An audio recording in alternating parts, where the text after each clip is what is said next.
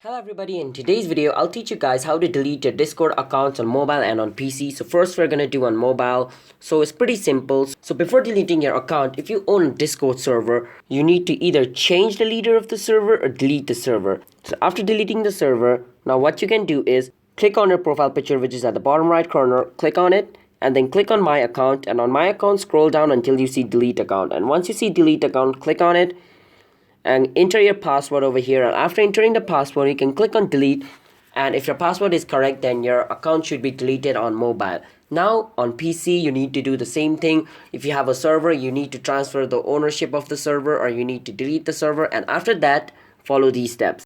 So right now I'm on PC. So over here what you have to do is click on this gear icon where it says user setting, click on it, and then after coming here you can go to my accounts, and on my accounts scroll down until you see delete account over here.